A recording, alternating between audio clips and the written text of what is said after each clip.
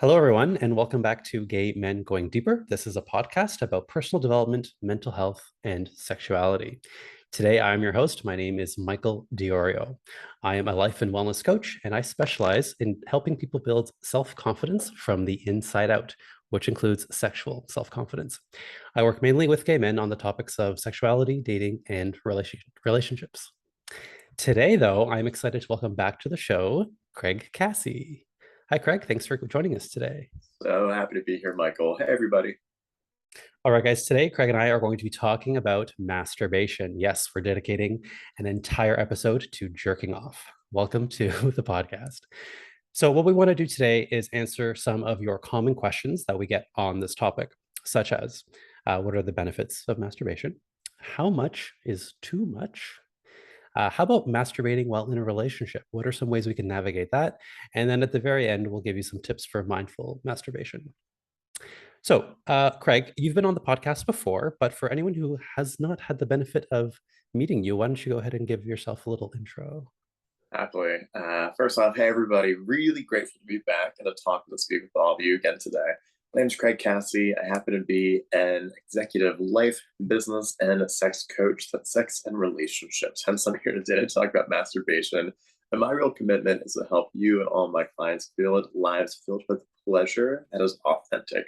Life's way too short to not be enjoying your relationship, your job, your life, or even just yourself. So grateful to be here. Happy to share more. Slide into my DMs if you have any questions. I'm a pretty open book support wise for everybody. Awesome, beautiful, Craig. And yes, I will be putting in Craig's information in the show notes. And towards the end, you can also share how people can contact you. Okay, so let's jump into today's topic. While I was preparing for this podcast, I decided to conduct a highly scientifically accurate poll on Instagram, on my Willismo coaching Instagram. So at last check, first of all, we had almost 300 voters who vote on this poll, and I had asked about masturbation. So 3% of my followers said they don't do it at all. 3% said don't do it. 28% said they do it too much, which we're going to get to that. And then 69% said they do it just enough. Now, in addition to that, I had asked my followers to submit some of your favorite questions, which we will be talking about here today. We picked the ones that are the most common, not only just from this poll, but even in Craig's coaching and my coaching, questions that we get from you guys. So some of the ones that I got in the poll, and I don't know if we're gonna have time to go through all of them today, but if not, that's okay. We can do another one, or you can check us out on IG. How much is too much? Is it bad to masturbate when you have a partner? Is masturbating addictive? Is masturbating with porn helpful or harmful? How can I use it as a way to connect with myself instead of simply as a habit? So these are just some of the questions. We're going to try to get to these ones, but there were a lot more. So what we noticed is for most people, I mean, at least the 69% of you who said that you masturbate just enough, masturbation is a very fun and perfectly healthy activity. But in some cases, it could be a problem.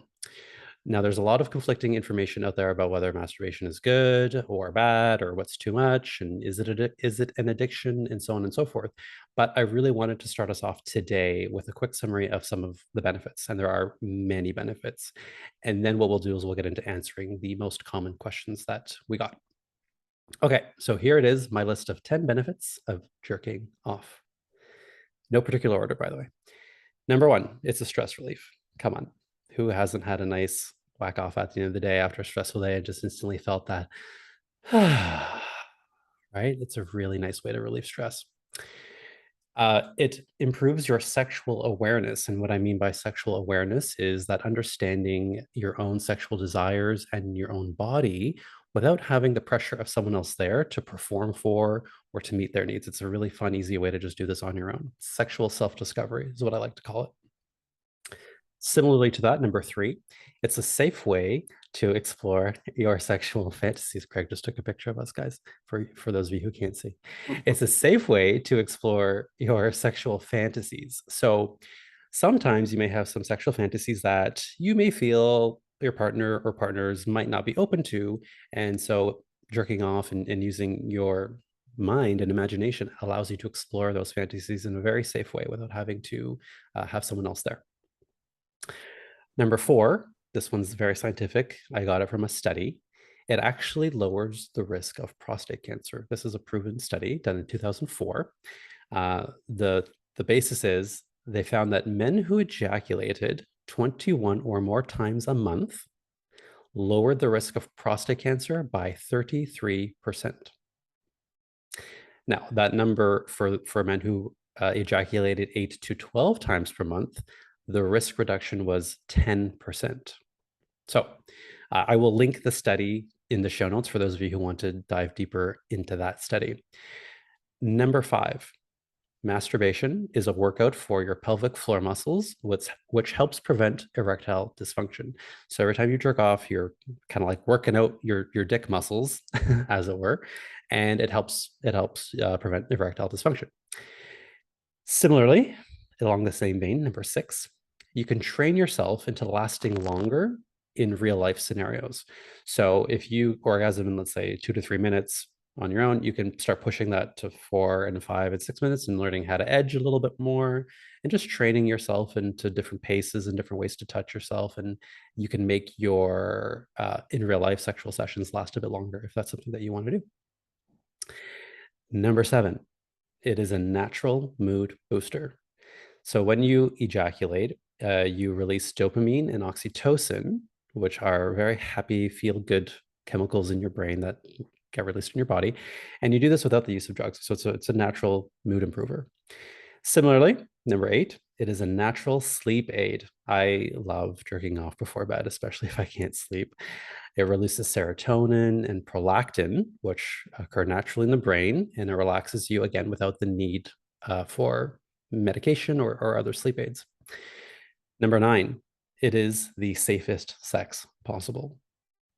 If you're worried about STIs, HIV, monkeypox, all these other things, jerking off is a very safe way to do that without having to worry about those things. And finally, number 10, perhaps my favorite one, it just feels fucking good, right? And that is a good enough reason, my friends, to do it. It feels good. Okay, so that's my list of 10 benefits. There are surely more. By all means, if you have other ones, please put them in the, if you're watching us on YouTube, please put it in the YouTube comments and let us know what they are. Okay, but for all the benefits, it's interesting that the most common questions you guys asked was, how much is too much? Am I doing it too much? So for this, I want to pass it over to our distinguished guest today, Craig. Over to you. When is it too much? Well, so this is an up in the air question, subjective for most of us, but I will say this. The majority of people that I talk to, even myself way back when, the reason why we question whether it's too much is we're grounded in a purity culture. This idea that there's only a certain way to express your sexuality or some consequences. Hell, as a kid, you might have heard that you'll get hairy hands, you'll go blind if you jerk off too much, you'll become impotent or whatever it might have been in your household. The reality is, though, we look at if something is a problem not by the quantity or the frequency of how much you do it. Because if you say, have a weekend off, you decide that across 7 hours on a Saturday, you just want to pleasure yourself and jerk off a ton and take out your toys, that's completely kosher. That can actually be really healing and therapeutic. It can be a great way to relax and de-stress. And some of you might be hearing a 7 hour, masturbation session sounds like a lot, and others might be like, "Oh, that's great. I should do that next weekend." So just know there's not one amount of frequency that is too much or too little. The real questions to ask, though, are this: is this amount getting in the way of me getting what I want out of life elsewhere? So, am I masturbating so much to the extent where it's taking me away from work activities, my relationship, or something else? It's kind of question number 1. If that's the case, there's some work that you might want to reduce your masturbation frequency or find a different way to go about doing it. But the second one is also, are you actively choosing to masturbate, or is it an automatic habit you have whenever life gets really stressful or you get triggered? We want to be a cause for choosing when we masturbate and self-pleasure, and we can do that to de-stress. It's a totally valid option. But if you ever notice yourself being drawn to it without choice, then that's a chance to actually question what is it that I really want that has me going to masturbation? And maybe there's an alternative practice that could support you better at the time. Beautifully said. Yeah, one way I like to describe it is like if it feels like it's in control of you more than you're in control of it, right? So, if you don't want to be doing it, but you find yourself doing it anyway, that might be a sign. That might be a bit of a flag. Um, what else? I mean, in the professional sense, um, similar to what you're saying, I think let's try to give some concrete examples, right? So, like if it's getting in the way of your personal life, how do you know? So, a common example comes up when you masturbate in place of having sex with your partner. You want sex with your partner, but you find yourself masturbating to the point of maybe not being able to get it up with your partner, or you just drop your libido because you've been getting off so much on your own. Now, I'll put a little, asterisk here because this is actually a pretty normal experience to have if there's been a disruption in your relationship. If life is stressful, you're in the middle of a move, there's been a recent breakdown in your relationship, somebody cheated, there's a pain point. It can feel very vulnerable to actually have sex with your partner, especially if you're still going through it emotionally. If you don't feel like you can show up fully present and safe with your partner, emotionally or otherwise. So we might trend towards self pleasure and masturbation because we still have sexual desire. And that's far more comfortable than actually doing it with your partner. So this is less of like a problem, but more of a chance to reflect and say, okay, I realize there's a gap holding me back from being able to or being willing, wanting to actually get off with my partner. So maybe I pause masturbation and see what other work is there for me to do here that helps me get back in. Or you give yourself permission to enjoy your self pleasure as a part of the healing process to lean back into your relationship and not leaving your own joy up to your partner. Yeah, yeah. Very well said. The thing that I've heard a lot from in this scenario is people who will ask. It kind of goes with the conversation about porn, right? So if I'm always watching porn and always jerking off to the same kind of porn and doing the same thing, the same time, very routine, very habitual, kind of like that. One of the questions I had asked is at the beginning, what happens is we kind of train and condition our minds and bodies to only get off in that one way. So while I don't think jerking off is the culprit, I think there are lots of ways to jerk off without necessarily, you could do it with or without porn, first of all. And you can diversify your portfolio of what's getting you off. You can do it with without porn. If you are going to watch porn, you go watch different kinds of porn. You could do it alone. You can invite your partner. So there are lots of ways to do this so that you're not conditioning yourself to only get off in one specific way. Totally. Hard agree with you there. And it's a great tool to actually explore what you want out there, whether you're on Pornhub or, gay Twitter or wherever you go for your like fantastical desires to be expressed or to be witnessed. Uh, Very true point. Yeah, I think at the very beginning, we really want to get this point across is that it's not about a number. There's no absolute magical number that's like, oh, you hit this number, it's too much. Like that's not how this works. For somebody, once a week could be too much, and for someone else, 5 times a day could be just perfectly fine, right? It's really not about that. And I know as humans, we really want to have this like these absolutes. So I think asking those questions that Craig posed really could help you. Now, let's say you've kind of been thinking about this and you're listening to our conversation. You think, you know what? Maybe my sex life is suffering. Maybe my professional life is suffering. Actually, I'm going to take a little tangent here. For those of us during the pandemic, well, I always work at home, but for those people who during the pandemic worked at home, you will find you probably jerked off a lot more during quote unquote work hours than you did maybe when you're in the office. And so one of the things that I think has come out of that is people who are like noticing that it might be affecting their work life. So they should be in a meeting at home, like logged in at home, but instead they're, jerking off. So I think that's another way to look at it is it affecting your professional career? Like, are you not meeting deadlines? Are you late for meetings because you're busy in the other room jerking off instead of being on Zoom? Okay, that was my quick little tangent. So yes, Craig, what do you say to people who are listening to this and saying, "Oh, wait a minute, maybe it is too much for me. Maybe these things are suffering. What can they do about it?" Mhm. The first I'd ask you is, what are you avoiding?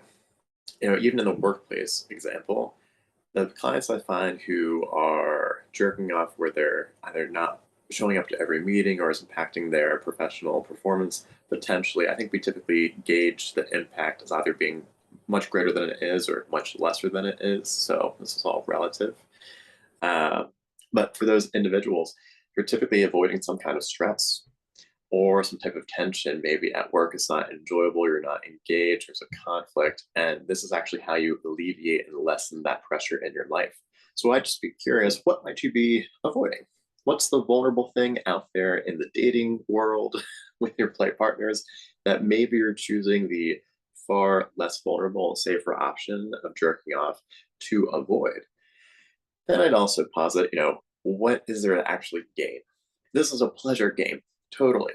We can have pleasure at home, but there's also pleasure that we can only have relationally when we're with other people. And we really need to anchor in the vision for, well, what could happen? What would make it worthwhile to pause jerking off and actually save your load for your boyfriend, for the people you're dating, to give yourself the desire to go out and to meet more people. So it's really a question of making it saucy enough to want to pursue changing your behavior. We got to have the carrot if you want to be able to go out of the way things have been, your comfort zone, and also being present to what is actually drawing you back into that repeatedly. So you can replace that behavior with something else. Yeah. What's one of your favorite replacements?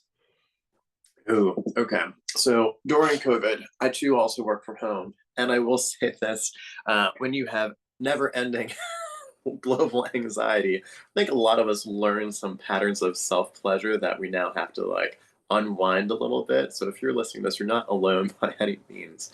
But one of my favorite things back then was actually just going for a walk in nature. This means that my phone was down. I'm staring at the leaves in the trees. I'm being very present in the moment, not thinking of what's coming up for work, not looking at what happened last week, but really just letting the experience fill my cup.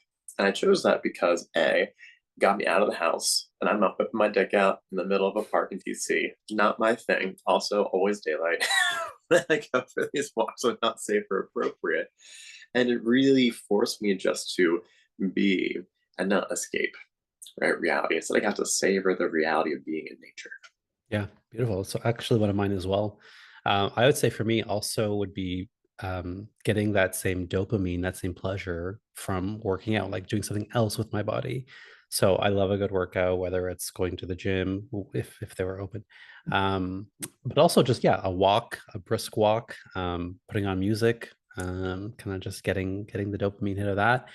Or going for a bike ride. I love biking, and Toronto's a great mostly flat biking city. So just go for a long, hard bike ride, get those endorphins going, get the testosterone up, and that's the same dopamine release at the end. Okay, you know what I was just thinking as you were speaking? I was thinking to myself, when do I go for it? Like for me, with work, when I'm at home, it's definitely a procrastination tool. It's like I could build this course, which is going to require mental effort and all that good stuff, or here's my dick and it's just like waiting for me to just do something with it. Obviously that's going to be the easier option. So for me it very much is a procrastination activity at times, and I'll kind of like file it under, oh, I need to do this now, so I can focus. And by the way, that actually works. Once I jerk off, I can focus so much better because I'm not getting hard constantly all the time, or I'm not reaching for my phone. Like I can just focus for a little bit. So it actually does make me more productive. You're laughing at me. Why? Well, so I don't think that was your top 10 benefits. And Oh I was surprised. yeah. I was thinking when I was hopping on this, I'm like, what are the benefits that I would really tout? And one of them happens to be that when you do like ejaculate, when you do actually orgasm, it increases your focus. If you're somebody who happens to have a lot of thoughts at one time, and when you get horny, it's even more amplified, then actually coming can be in service of you improving your focus, being grounded before you go into a work meeting. We talked about how masturbation can get in the way of work. Well, masturbation can also be in support of work. So focus for me is a big one. I tend to feel drawn to it when I'm experiencing overwhelm in my emails. For example, a tedious, boring, frustrating task that doesn't bring me pleasure. I can quickly masturbate and get right back into it. But I do find that overwhelm is what typically brings that desire up if my libido isn't already doing it for the Yeah, I added it to, so now there's an 11th. So thank you for that one. day. Just came organically as I was listening to you speak. I'm like, why do I do it? That's a good question for the listeners and viewers out there. Ask yourself, like, is there a trend or is there a pattern as to when and why? Right? Like for some people, it's very habitual before bed. Helps me sleep. It's just a thing I do. For some people, might be in the morning. You wake up with that morning wood, and it's the easiest way to kind of get on with your day. Yeah, so that's a good reflection question, I think. All right. So the next question that we had that was a big one was masturbation when you have a partner. Is it healthy? Is it harmful? How do you do it? And should I feel guilty? Craig and I have both heard this many times, and it came up in the most recent poll we had. So, Craig, let's start. Let's start with you. What do you think? So yes, no, maybe is the answer. And here's where I really see this come up. A lot of times, a person masturbating is not the one who has the biggest emotional response. For my clients, I typically see it being the other partner who wants more sex and is wondering, well, why is my partner masturbating when I want to fuck more? Like, am I not enough? Is there something wrong? So I want to put this out there. You and your partner or partners are not the sole recipient and conduit for each other's sexual expression. Like you get to be a part of it. Totally. We love that. There's something really essential about being able to have alone time to express your sexuality, to experience your fantasies in your head, to make your body feel good. And not every desire has to include a partner. So, one of the first conversations that I would have is what if it wasn't about you? What if it didn't mean anything about you that your partner was jacking off, right? Then what? Or what about when you do it yourself? Does it mean anything about your partner? When you're jerking off at 8 in the morning and they're still asleep in the other room and they're snoring and you don't want to wake them up. No, typically it doesn't. So first thing I'd say this in happy, healthy relationships, everybody masturbates together and separate. Like it's a norm. It is something that we see across the board, and it's not one that we have to fear. Where it begins to become a hang up is the meaning making that comes from when the other person is doing it and what I make it mean about me. Especially if I have like an anxious attachment, it might be very normal or very common to see my partner masturbating or to see like the cum covered tissue or towel somewhere. And I think, well, fuck, am I not enough? So if that's you, great practice is to separate that experience from meaning anything about you and check in with yourself about what are all the signs my relationship's going well, right? What about how sex is going well? Sometimes we become myopic. We focus on the masturbation and not the fact that, well, he fucked you twice yesterday, or you fucked him twice yesterday. Yeah, he masturbated today, but you're hitting about 20 times a month. Like there might not be anything wrong or bad there. Yes, 100% to everything you just said. That was perfect. And I couldn't agree more. It could also just be something similar to what we had said. So if your partner is masturbating and you find out when it's upsetting you, it could just be that they were stressed out and they just needed to get off. It could be like they were tired and they needed to sleep. Like it doesn't necessarily even have to be sexual, even. It could just be like, I need to do this thing just to focus, like we all talked about. Yep. You can actually check in with your partner too. I find this is a vulnerable conversation that many people avoid because it feels almost like judgmental or accusatory. But like you can ask this question over coffee and just go for breakfast or Pop Tarts, whatever y'all are eating these days. We do oatmeal in my house. Ask so like, what do you use masturbation for? And just come from curiosity, not from a I need to figure out who done it experience, like what am I lacking or if this is good or bad, but just, what has you masturbate? How are you using it to get off? It's a great sexual health question to check in. And if you do want to be a part of it, you can always ask if there's room in the future where you could masturbate together. If they are doing it to fall asleep at night, I'm totally that person. See if they'd be open to doing it alongside you or with you. Masturbation is a great way to have sex together that doesn't involve penetration. So we're not always in the place for it. But you've got to have that conversation to begin to move that ball forward. Fun fact, this may be TMI, but the last time I jerked off was this morning with my partner. So Oh, everything Craig is saying is very front and center for me right now. you Uh, came prepped for the call, I Michael. did. You were. Well, that's how I brought it up too. I was like, hey, I have a podcast recording today about jerking off. What do you say we what do you say we do some research? And he was game. So yeah, 100%. You can make it part. And I think that is a very important point that you said at the beginning, that your sexuality is yours and yours alone, and you're entitled to that, and your partner does not own your sexuality, and vice versa. You don't own your partner's. Yes, there are elements where you share together, of course, but then you're entitled to have your own solo sex life. And I think that's a good and healthy thing. And then you can share that if you want sometimes, and sometimes you don't have to, right? Yeah. I will say, I mentioned for those who were on the anxious attachment spectrum, there might be fears about what does it mean if someone's doing it without me. On the other end, if you happen to trend the avoidant attachment style of life, you might actually be more prone to jerk off more often without your partner because it feels safer for your like nervous system to not always be so intimate and vulnerable. So just like for people who are anxious, they check in with how's their relationship working. You might also check in on how it's working for you and where you might lean in to be, more open and share about this part of your experience, knowing that you can do it alone when you want. But like the growth on the other side of the spectrum is to actually lean in and see if you want to do it more together and be the agent of change yourself. Yeah, I think Craig, it boils down to exactly what you said about vulnerability. We avoid vulnerability, right? It doesn't feel good. It's scary. It brings up our fears of rejection, abandonment, all these things. But oftentimes, this is just all it is a vulnerable conversation for both of you to show up, be open, be honest. The question that you had posed was a really good one. It doesn't have to be a big, scary conversation. Why are you jerking off? It's just like, hey, like we both do it, or we both want to do it, or we both have this solo sexual life. Let's talk about it. Like, what do you do? What do you use it for? What kinds of things turn you on?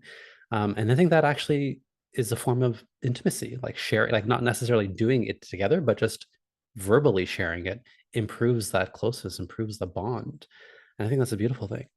Yeah, totally. Before my partner and I had those kinds of conversations, I will say, I know my partner felt iffy if he ever wanted to masturbate without it being together or us having sex. And he happens to be a 12 out of 10 at his libido. Admittedly, during the pandemic, my libido took a hit. I was not rocking near a 10 out of 10 or an 8 out of 10. So once we began talking about it, I like specifically asked him and said, "Hey, I'm just not there all the time. And one of the things that would make my life easier and would help me not be stressed out, but trying to meet your high bar of sexual needs is if you just gave yourself permission to jerk off." He said, "Well, I feel bad if I'm doing it. What if you want it?"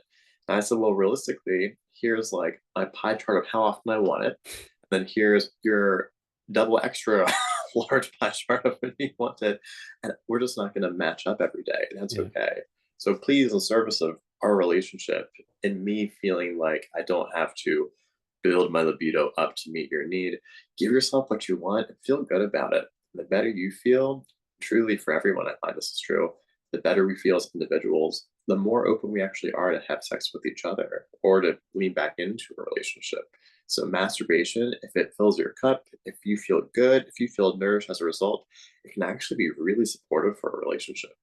Couldn't agree more. Yeah, and there are, I think, lots of couples who it's not just pandemic related, but like just have mismatching sex drives, right? And what a safe, easy, comfortable way of having that partner with a higher drive have a release that doesn't involve having to, open the relationship up necessarily if that's not what you want to do. You could just go in another room, get it done in however long it takes, and come back, and then you're both good to go, right? Yeah, totally. Okay, so let's talk a little bit about these conversations. Um, I think there's a lot of people out there who would have a hard time opening up a conversation about sex in general or masturbation with their partner. What would you recommend are some super helpful ways to just bring up the topic in a way that isn't necessarily as scary? Yeah. So, first, I would say consider context and location. If you're sitting down at a dinner table saying you want to have a talk, I already feel the spotlight come on, and it feels a little bit like an intervention or an interview. So you might just choose locations where you and your partner feel naturally at ease. One of my favorites is when we walk our dog in the morning or at night, right? We're happy, we're content, there's an air of levity present. And so these spaces tend to help us actually ease into conversations that we might naturally bring an extra heaping dose of seriousness to. So location, context is key. No, there's no one right time either. Sometimes people really enjoy having those chats after sex. It's a form of their pillow talk. Just checking in. Hey, that was really amazing. Just checking in on what has you get off when you're masturbating alone. I'm so curious. This is after you've both already come together, even. The scene is set that you like each other, that things are safe, that things are good. It could be a really awesome opportunity to share without any added layer of intensity or curiosity. That would be my suggestion right after. Yeah. Unless like you're trying to sleep. But everything they said, that's probably for me my safest. For me, my partner, like as you said, it's already done, so you don't have to kind of worry about it taking away from the experience because it's done. And plus, with all the chemicals that just get released, you're just naturally a little bit more open and calmer. So I do think that that's probably my favorite time and place for me. Totally. For partners who might not be having a ton of sex, and that feels like a part of the barrier to asking these questions, you might instead look at where can you touch base about how your relationship is going well first. Not every conversation has to begin with, how are you masturbating when I'm not home? What's getting you off? You might just do a little relationship check-in and say, what's working? And actually build up that connection first. Yeah. If you're not having sex, sex can feel like a very heavy, vulnerable conversation. So begin the foundation building by checking what's working, and to see, are you open to having a chat about our sex and exploring each other's sexuality more? I'd love to do that with you, and then see if they lean into it. We don't want to chase someone with questions they don't want to answer, but we do want to be a stand for intimacy and vulnerability in our relationships, even when at first it's uncomfortable. It's a practice, it's a muscle that we actually have to use and build for it to feel easy. So if you haven't been having these conversations for a minute, just know it might feel awkward. Great. That's no reason not to do it. It's just a skill that you haven't really practiced. So no wonder. Yeah, 100%. It's supposed to feel awkward. Anytime you do anything new, it's going to feel awkward. Anytime the first time you get behind a car to drive it, it's going to feel awkward and scary. And then you realize, oh yeah, okay, I can do this, like as you start doing it. So, very good points. I think also, when it comes to having these conversations, for a lot of couples who just don't communicate well in general, it's going to be a very hard ask. So similar to what Craig was saying here, like, what I took from it was you don't have to jump into that right away, but I think it's just indicative of how you guys communicate in general. How often are you just talking about your relationship, period? Not even just about the sex, about your feelings, about how things are going? Or are most of your connections and communications mundane, kind of staying out of each other's ways, just coexisting together, which I think a lot of couples have been in that situation where they don't connect, they just kind of exist separately in the same house. All right. So let's then pivot and let's give the audience some tips on mindful masturbation. So these are things that you may already be doing, which is great, but you might not be doing. And there are wonderful ways to explore and deepen your relationship to self and in a sexual way. So I have a few here, and then I'll pass it over to Craig to add some more color or maybe add a few other ones. Okay. So here are some that I have. When you're masturbating, explore your entire body instead of just making it about your penis. Your penis is wonderful, but your entire body is a sexual apparatus. So there's lots of ways you can do that as well. You could use toys, you could use massage, just touch different parts of your body to see how you respond. I have a quick story.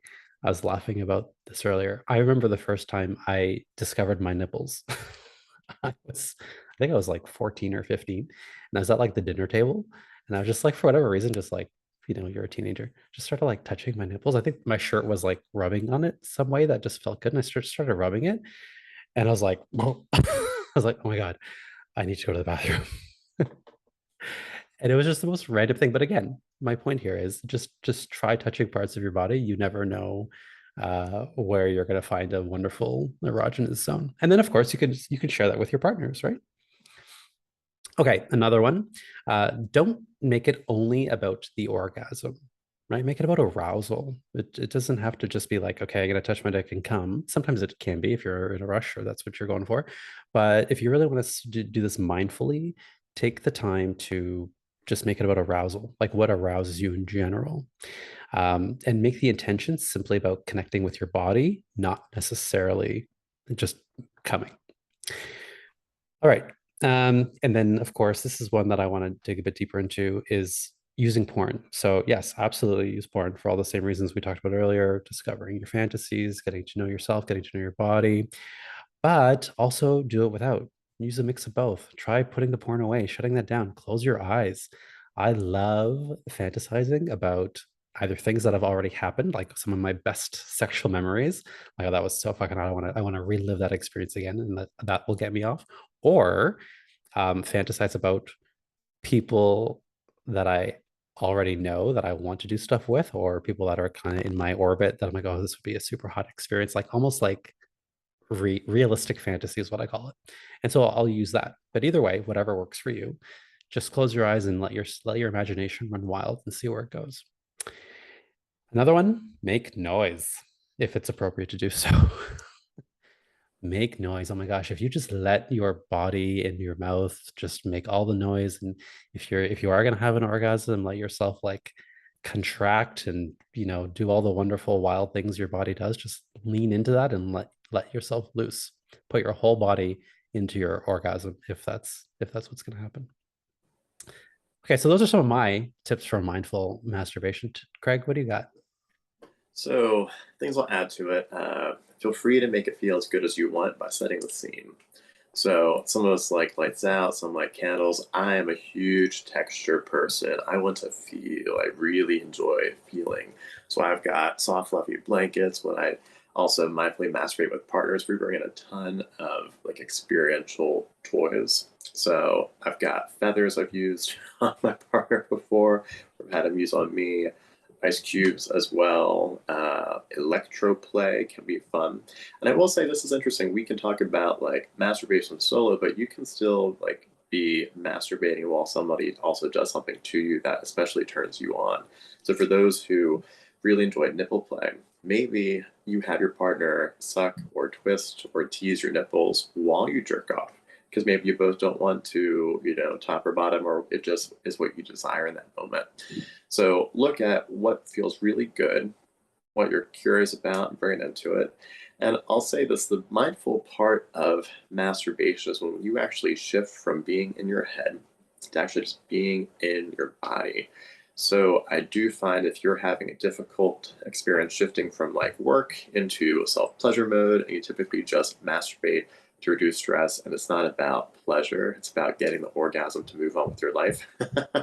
This can be a really important practice, a game changer for your self-pleasure existence. But to actually slow your breathing down and to focus on one sensation first. Maybe it's the lube on your penis, right? Maybe it's your own hands just stroking your body, feeling your arms, feeling your chest.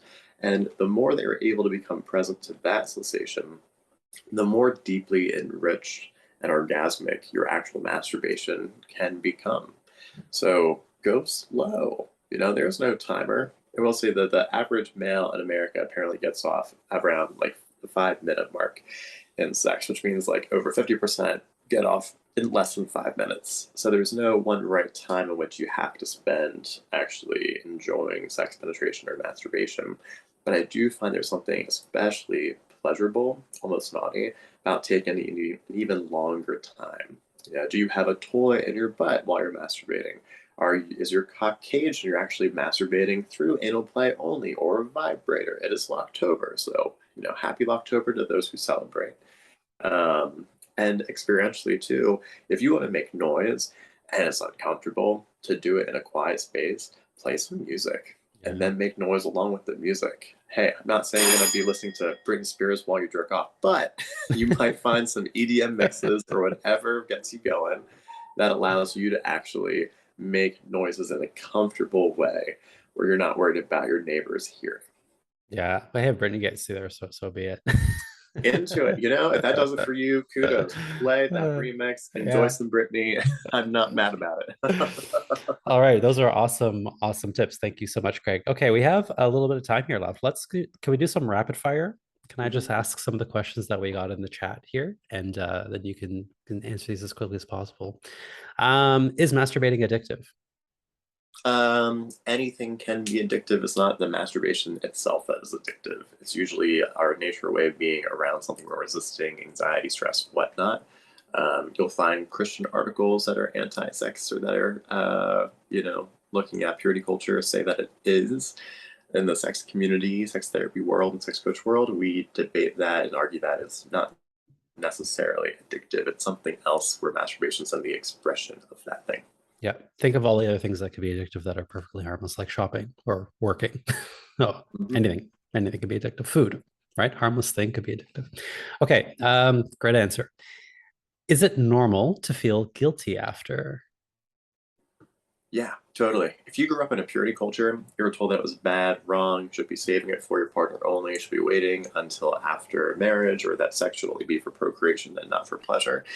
So strange given how good our bodies can feel. Then, yeah, it's normal. It's to be expected that you would feel guilty or bad or wrong. And even if you've done some work around that, and you find yourself in a really juicy relationship, this might be when the guilt comes back up because now you have a chance to do it with your partner. So it's normal and not necessary. You can begin to let that go because it might not be your truth and it's not reality. Yes, I come from that purity Catholic culture, and I remember being a kid feeling guilty every single time I did it. But of course, I was a kid, so I did it constantly, and it just felt like the worst. And it was around the same time I started fantasizing about men, so I had this like double whammy of guilt. Like I shouldn't be doing this thing. I'm making a fucking mess, and I'm thinking about people I know that I shouldn't be thinking about. So 100%. And I agree that there's almost trauma to that, right? Like you said, it could come up again if I'm doing it. Let's say if I'm in a relationship where it's not something we talk about and I find myself doing it again, I can associate jerking off and ejaculation with guilt. Mhm. Yeah. Okay. Good answer. What else? Is it okay to use it to numb emotions? Oh, so my personal take is this 90% of the time, we do not want to numb our emotions. We don't. Our body has emotions, and their only desire is to be expressed. When they're not expressed, they ferment, they become bigger. We express them through other means because the body's going to get them out one way or another, maybe through an outburst, maybe through mean words. And when life gets really wild, sometimes what we need is to not be overwhelmed by an emotional experience. In this case, I look at masturbating not as a way to numb it necessarily, but to let off some steam. So if I were you and I found myself consistently using masturbation to numb emotions, I'd look at what space you can make to actually feel them. Actually get a therapist or a coach or along with friends, do an angry cardio session. That's my go to. But it also can be healthy if we're feeling really maxed out by life to make space for pleasure because that actually isn't optional for your mental well-being, for your physical and emotional well-being too. Creating a space for you to feel good can actually be a great gateway to maintaining health and for getting it back. Amen to that. For those of you who listen to this podcast regularly, that will sound very familiar. We love to feel our emotions. That's what they're here for. But there are lots of ways we can cope and deal with them. So this might be one way to deal with it in the short term, knowing that it is a band-aid, not necessarily the solution. Okay, last one, Craig. Masturbating with porn, is it helpful or harmful? Both. So many of these answers are I know, two right? sides today. So it can be really helpful, right? To explore what you want, to get you going. I recommend that people build up a toolkit of erotic kindling. And this means imagery, stores, experiences that turn you on. Because for most of us, not everybody has an automatic sexual drive or attraction, right? Some of us are responsive. We need some experiences, some visuals, some sounds to get us going. So porn can be a great way to actually get some erotic kindling in your head so that when you do want to have sex with your partner, but you find your libido or your dick is not there, you can go back to these videos to get your body in the mood so you can have the sex that you want. Sometimes the body is a bit slow to follow. So in that regard, porn can be great. It can just be fun to watch. I feel like almost all of us know people now, friends who have OnlyFans who are doing great jobs performing, creating really amusing work, where we get to support and enjoy that. And the challenge would just be when we become fixated and our only expression of sexuality and pleasure is with porn, to the extent that we now think we need it and we can't do without it. So if that's you, like Michael mentioned earlier, some practices are to start masturbating outside of porn. You still get your porn, you get time without it. Do it with other people. Do it with other people, not just alone. Or you can even watch porn with your partner and create a different experience that way. Yeah, 100% to all of the above. I think also with porn, we've done a few episodes on porn on this very podcast, so I can also link those as well. But I think, something that I see a lot of is there's ways to use porn mindfully, similar to masturbation mindfully. And so again, like I talked about in the beginning, if you're only going to the same thing over and over, maybe the same body type and the same scenarios, give yourself permission to explore different body types. Like maybe, you want to explore porn with people who are enjoying sex that have the same body type as you or your partner, just to like switch it up a bit instead of, the typical whatever you may be watching, young, muscular, white, whatever that might be. Flip it around. Like there's porn out there for all different kinds, and it could be really fun to see your own body type reflected back to you in porn. Please, please. That is such a big one, Michael. I love that you mentioned that. It wasn't top of mind for me, but find porn that not just represents you, your body, your shape, your size, whatnot, your interests as well. And also include in there porn that varies the kind of sex you see people have. So for some people I know, we trend towards the porn that we know will get us off. High kink or high impact or a very specific fetish. And that means that when we look at like pardon me, more loving sexual relations, Mm. it doesn't really get us go as much. So we actually need to create space to reflect, to experience. Clearly, I'm getting choked up. I'll It's be a right back. difficult topic here, but yes, what Craig is saying, it makes a lot of sense. We want to make sure that we are seeing things that are not just what we go to, but also diversify that portfolio, or that kindling, as Craig likes to call it, of different experiences. So you could find, again, this is maybe one of the great things about the internet these days, is there legit is porn out there representing all kinds of different relationships and body types and so on. Okay, Craig is back. You can take it away. Everything you said, I totally co-sign. Erotic fiction can be great too. The written Yes. word, not visuals. Yeah. Yeah. All right. Awesome. So we are almost at time here. Craig, before we wrap up, if you're able to, do you have any last words? I'm going to try to get through this tickle in my throat. So, final words here. Masturbation can be great. I know we've talked about it with men who have penises, but there are gay men who also have clitorises. There are 1,000 ways to do it, of course. And my invitation for everyone would be to actually reflect on how you want to create pleasure in your body, period. Whether it's through orgasming with your dick, a facial massage you can do every morning. And we become the champions of our own pleasure sexually. It can bleed into every other part of your life. So I want to invite you to treat masturbation not just as like a means to get off, but also a means to explore, to express, to really feel good from a creative and empowered place so that the rest of life no longer feels like a big mountain, right? Even feel more manageable. And that really comes from nurturing your seed of pleasure. Beautifully said. This is why I love having Craig on the podcast. I think, is this your third time, Greg? It's my hat trick, baby. Happy third Cheers. anniversary. You missed that. Yeah. Good job. I'd love having you on these podcasts. So thank you again so much for joining us today. Um, where can the audience find you? Totally. So if you want more of this on the regular, I post videos almost daily at Craig Cassey Jr. on Instagram. That's CraigCasseyJr. You can find me at craigcassey.com, or my new web show, Coaching Naked, is launching shortly. So I will be wearing Oh, clothes. It's more about naked vulnerability, but maybe the promo material shots will be a little more skin than not. So I welcome you all there. And please, once again, slide into my DMs if you have further questions, interest in coaching. Happy to support, and happy to help you get off. awesome. Well, thank you so much. Guys, viewers, listeners, I'll be putting all this information in the show notes. So if you're on YouTube, go ahead and look at the description. If you're listening to this on a podcast, go to the episode notes. There's a lot of goodies there. And that's it. That's all we got for you guys today. So thank you so much for joining us, and have a great rest of the day, everyone. Bye bye.